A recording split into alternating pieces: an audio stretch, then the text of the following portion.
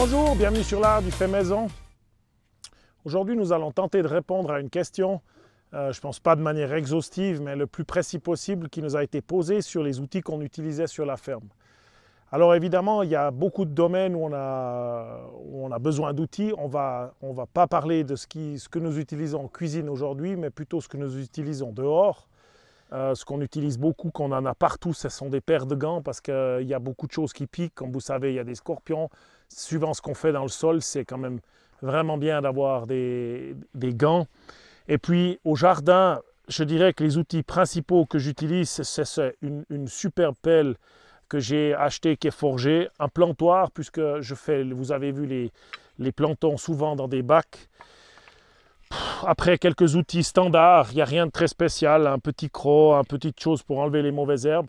Et puis les outils principaux sont le râteau, la grelinette pour aérer mes sols, parce que pour l'instant j'ai besoin de les aérer.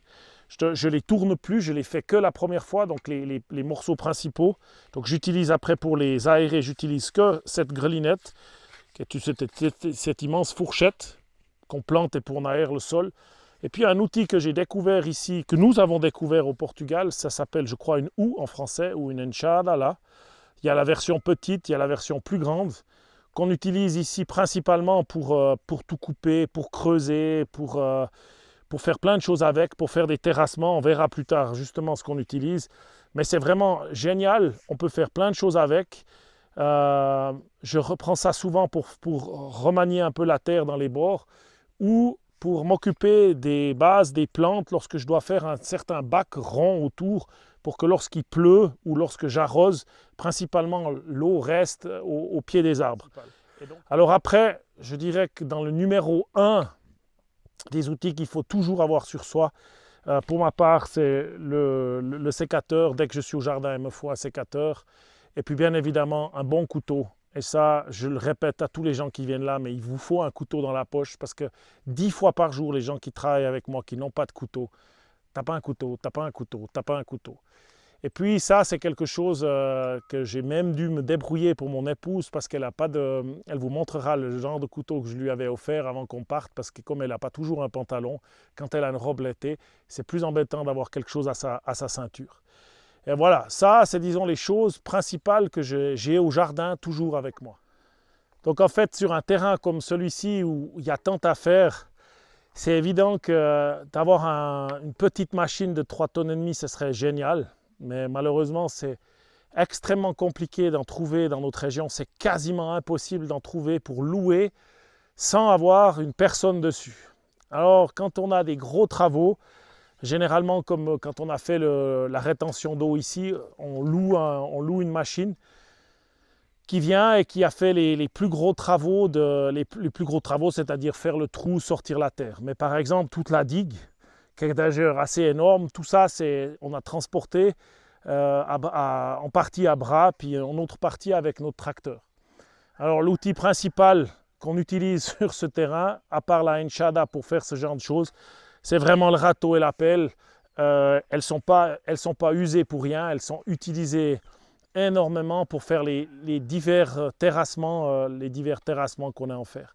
Vous verrez après sur les images le terrassement qu'on est en train de faire autour de la maison. En grande partie, le tas de terre qui a été sorti de ce barragem, de ce lac, c'était à peu près, je ne sais pas moi, il y avait près de 100 mètres cubes de terre. Il en reste à peine 30 ici, en tout cas 50 mètres cubes, je ne sais pas exactement combien il y avait, mais 50 mètres cubes de cette terre se trouve déjà en haut, qu'on a transporté en grande partie avec le tracteur. Donc les terrassements, c'est les plus gros défis qu'on a dans ce terrain pour essayer de faire cette rétention d'eau, d'arrêter l'eau quand elle descend. Donc la plupart des choses, c'est de l'huile de coude et puis, ma foi, une pelle et un râteau pour faire le travail. Alors là, j'ai semé du blé entre les arbres fruitiers. Ça a été fait, aujourd'hui on est le 17 ou le 18 novembre. Il va bien. Donc tout ça sans tracteur, pour l'instant, enfin pas pour l'instant, tout a été semé à main, tout a été recouvert avec le râteau. Le tracteur, on l'utilise juste pour ouvrir les petites tranchées pour semer le blé. et aérer le sol. Alors, dans un deuxième temps, maintenant, je m'occupe spécialement du sol de mon jardin. Je m'occupe aussi du sol de toute la ferme, mais je n'arrive pas à être partout avec de la matière organique. Il faut la faire pousser. Donc, pour l'instant, j'utilise cette griffe juste pour m'aérer le sol, pour permettre de faire rentrer de la semence là-dedans. À terme, l'idée, ce serait de semer directement sur des sols couverts. Mais tout ça, il faudra voir comment ça évolue. Mais voilà, le tracteur, il est vraiment essentiel pour les semis de blé. Il y en a là, il y en a un peu partout. Mais on voulait profiter de cet espace entre les arbres pour pouvoir le faire. Alors, bien évidemment, un des principaux outils qu'on a pour planter dans les différents puits, c'est la pompe. Alors, cette pompe, son seul job, c'est d'alimenter la citerne qui se trouve tout en haut. Et elle pousse l'eau. Donc là, on est à peu près 27 mètres en dessous du bas de la citerne. Donc elle alimente directement par tout le système elle alimente la citerne qui se trouve en haut. Et bien évidemment, elle fait partie des outils principaux. Sans elle, il n'y a pas grand-chose qui marche. Alors, on a une autre pompe motorisée, mais qui n'est pas vraiment capable de pousser. Elle est capable, mais ce n'est pas vraiment son rôle de pousser cette eau jusque tout en haut. C'est mieux de le faire avec l'énergie solaire quand on a le jour. Parce que les puits se situent quand même assez en bas du terrain. Et toute l'idée, c'était d'amener l'énergie près des puits pour qu'on puisse profiter de cette énergie solaire et pomper l'eau là-haut. Donc ça, c'est le tracteur. On l'avait acheté tout quand on est arrivé dans cette ferme. Il a déjà 20 ans. Il a 40 chevaux. Il est petit, mais il est très puissant. Et c'est vraiment l'idéal pour tout ce qu'on doit faire. Je ne pensais pas avoir un jour autant besoin d'un outil comme ça. J'essaye vraiment de l'utiliser avec le plus de parcimonie possible. C'est-à-dire tout ce que je peux faire sans lui, je le fais. Mais il y a le transport d'eau, là où je n'arrive pas nécessairement à accéder à des petits points spécifiques l'été. Il faut transporter de l'eau, il faut transporter du bois. Je descends faire du bois avec, il fait du transport de différentes choses, de personnes. Des fois, on descend à plusieurs sur le tracteur, on va à d'autres endroits, on monte, on va derrière des collines. C'est vraiment, c'est un mini trax, c'est un mini, on fait les terrassements avec la caisse, là, ça s'appelle la caixa ici, parce que je vais surtout sortir ce mot. Cette caixa, elle peut se fermer, on va chercher du fumier chez le voisin, ou on va chercher des cacas de vache avec. Vraiment, on en a tout le temps besoin pour faire ces travaux où on doit quand même se déplacer de plusieurs centaines de mètres parfois pour aller chercher des choses qui valent vraiment la peine. Alors vraiment, ce tracteur, il a un but. On l'a déjà ressoudé 2-3 endroits. Il a cassé derrière, il a cassé un pédale d'embrayage. Depuis qu'il est là, il a déjà subi quelques opérations. Il a été planté dans la terre. Mon Dieu, il en a vu de l'air. Et puis, ouais, c'est vraiment quelque chose. On l'a surnommé Mario parce que de temps en temps, il est super. C'est vraiment, je pensais pas, j'imaginais pas pouvoir faire autant de choses avec un tracteur et spécifiquement avec la caixa derrière, la boîte là. Il a terrassé, même, mon Dieu, ce qu'on transporte avec ce tracteur. Des fois, j'ai pitié pour lui. Mais il est vraiment cool. Alors ça, on a plusieurs outils qu'on a hérités quand on a acheté le tracteur. Ça, c'est la fameuse griffe qui sert à aérer le sol, qui rentre pas en fait si profond dans le sol.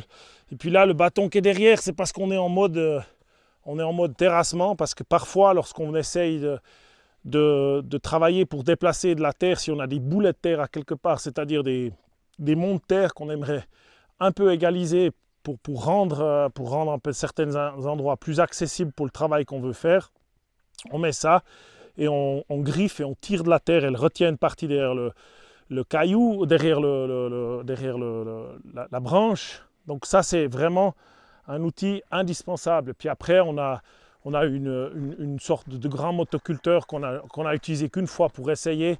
Mais ça, vous savez que je ne suis pas très fan. Soit ça hache les mauvaises herbes pour en mettre partout, soit ça fait tout nickel, mais je l'ai utilisé qu'une fois, c'était pour l'essayer. La charrue, elle ne nous sert à rien, à part pour ouvrir des tranchées lorsqu'on veut évacuer de l'eau ou des choses comme ça. C'était avec, alors je ne tourne pas la terre, mais c'est vrai que si on doit ouvrir des tranchées, certaines fois on a pu, pour mettre les tuyaux en profondeur, pour les cacher, on a ouvert la tranchée avec la charrue. Elle était là, on l'utilise quand on en a besoin, mais à part ça, pas du tout pour faire des semis ou des choses comme ça. Et puis la hacheuse de branches, ça c'est vraiment indispensable, elle va se mettre à tourner tout prochainement parce que ma foi, il y a encore des choses, il y a toujours des plantes qui poussent, qu'il faut enlever et puis c'est parfait pour faire de la matière organique. Ce qui n'est pas utilisé comme bois de feu, eh ben, il est utilisé pour bois de chauffage, il est utilisé simplement pour faire de la matière organique.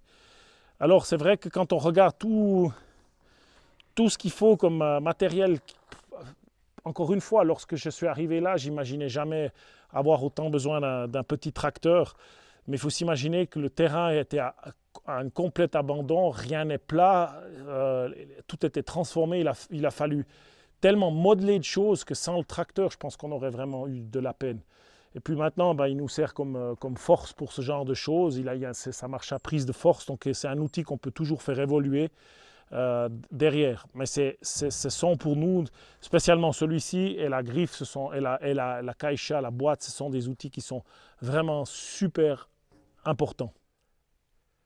Alors évidemment, les indispensables quand on veut faire un peu de bois de chauffe, c'est une ou deux tronçonneuses, une qui est plus légère pour faire le petit, une plus grande. Je les avais déjà depuis de nombreuses années. Une débroussailleuse avec un disque, un fil, parce qu'il y a toute une période de l'année où le disque est vraiment totalement interdit, alors que le fil, par exemple, pour dégager l'herbe sous le fil électrique qui est au jardin, je peux encore l'utiliser très très tôt le matin, mais il faut faire attention avec ça, pas déclencher des feux. Mais une débroussailleuse, elle a été pratique pour tout ce qui était, pour dégager en partie les ronces, où elles étaient autour de la maison, elles étaient autour des puits, partout il a fallu dégager des choses.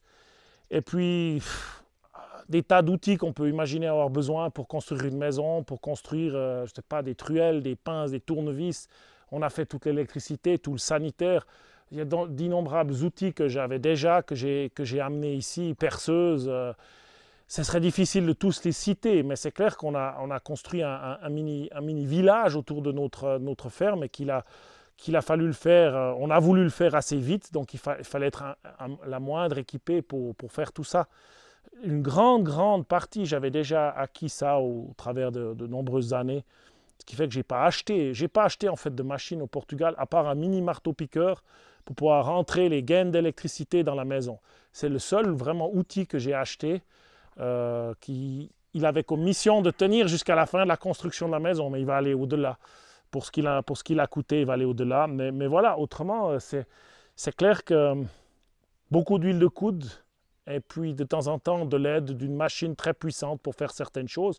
Avec tout ce qu'on a, on a réussi à faire beaucoup de choses, tous les chemins qui amènent là où on doit aller dans différents endroits de la propriété.